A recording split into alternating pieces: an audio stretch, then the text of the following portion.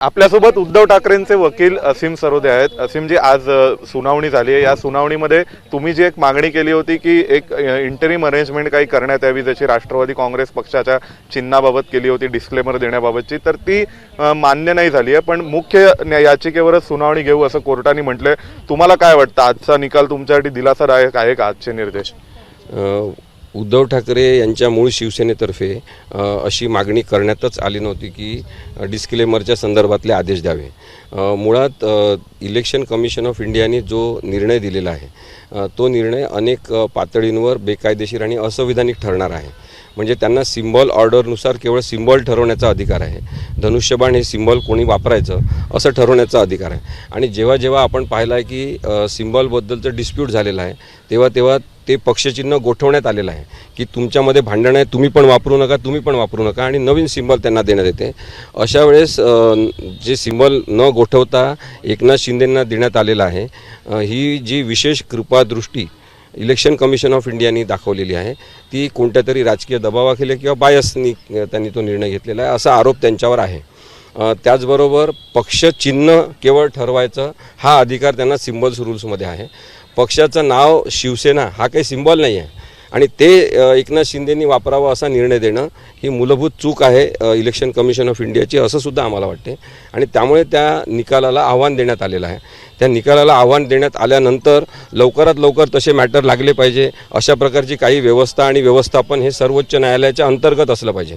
पण प्रत्येक वेळेस केस तशीच पेंडिंग राहते आणि मग प्रत्येकाला पुढे जाऊन सांगावं लागते की आमची केस लावून घ्या। संविधानिक महत्त्वाच्या केसेस लावून घ्या अशा प्रकारची भीक मागायला लागणं ही काही चांगली लक्षण नाही असं मला वाटतं। सर, शिंदेंच्या वतीने असं जेव्हा आज म्हणण्यात आलं कोर्टात की 2 वर्ष तुम्ही झोपलेला होतात, मध्ये लोकसभा निवडणुका झाल्या, विधानसभा निवडणुका झाल्या, तेव्हा कोर्टामध्ये का आले नाही आणि आता अचानक अशा प्रकारे कोर्टात एक अर्ज दाखल करण्यामागचं कारण काय? काय आहे की ज्या राजकीय घडामोडी घडलेल्या आहे त्या अत्यंत नाराजी आणणाऱ्या अशा स्वरूपाच्या आहे। शंकास्पद विजय मिळवलेले आहेत लोकांनी महाराष्ट्रातल्या निवडणुकीमध्ये।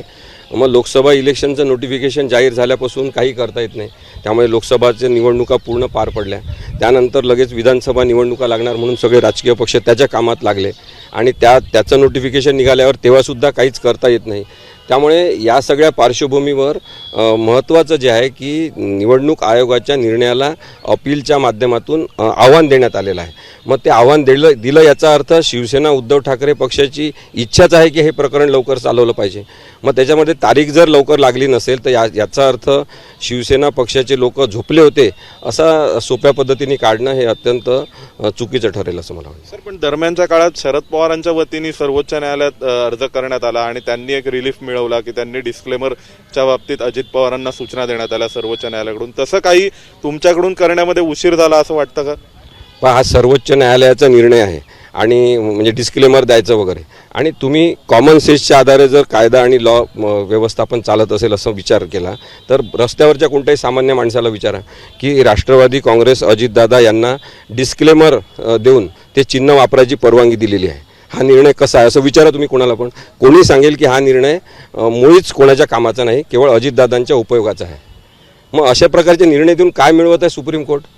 त्यांनी कायमस्वरूपी चांगला निर्णय दिला पाहिजे आणि त्यांनी न्याय व्यवस्थापनाच्या दृष्टीने विचार केला पाहिजे। केसेसचा निकाल लावणं आणि प्रत्येक केसमधून न्याय देणं या 2 वेगळ्या गोष्टी आहेत। त्यामुळे निकालात काढण्याकडे कल नसला पाहिजे तर न्याय देण्याकडे असला पाहिजे, तर संविधानिकता टिकेल। हे महाराष्ट्रातलं जे प्रकरण आहे ना ते संविधानिक नैतिकतेबद्दलचं आहे की संविधानामध्ये सांगितलेल्या तरतुदींचं पालन झालं का याबद्दल आहे। म्हणजे अशाच प्रकारे भारतभर वेगवेगळ्या राज्यांमध्ये वेगवेगळे पक्ष फोडण्यात आले, पळवण्यात आले, त्यांची पक्षचिन्ह इलेक्शन कमिशनच्या मदतीने पळून पक्ष जे घेऊन गेलेले आहेत त्यांना देऊन टाकण्यात आले, तर आपल्याला चालेल का? अराजकता माजेले लक्षात घेतलं पाहिजे। आणि म्हणून याबद्दलचा निर्णय सर्वोच्च न्यायालयाने अत्यंत तटस्थपणे, ताठरपणे आणि संपूर्ण कायदेशीर चौकटीत राहील याची आता काळजी घेण्याची गरज आहे। कारण की 2.5 वर्ष ऑलरेडी महाराष्ट्राने एक असंविधानिक स्वरूपाचं सरकार बघितलेलं आहे। सर, एक शेवटचा प्रश्न, स्थानिक स्वराज्य संस्थांच्या निवडणुकांपूर्वी धनुष्यबाण कोणाचा आहे याचा सर्वोच्च फैसला होईल असं वाटतं तुम्हाला? आज मुकुल रोहतगी सरांनी जे सांगितलं ते महत्त्वाचं आहे। त्यांनी सांगितलं की इतक्या लवकर काही महापालिका निवडणुका होणार नाही आहेत, डिसेंबर उजाडेल त्याला, त्यामुळे ऑगस्टमध्ये ही सुनावणी झाली आणि निर्णय झाला तर नक्कीच संपूर्ण महानगरपालिका नगर परिषदांच्या निवडणुकांना कलाटणी मिळू शकते. धन्यवाद सर. आपल्या सोबत होते असीम सरोदे, ज्यांनी उद्धव ठाकरेंच्या वतीने सर्वोच्च न्यायालयात त्यांची बाजू मांडलेली आहे. व्हिडिओ जर्नलिस्ट वेद पांडेंसह सोमेश कोलगे, एबीपी माझा, नवी दिल्ली. एबीपी माझा, उघडा डोळे बघा नीट.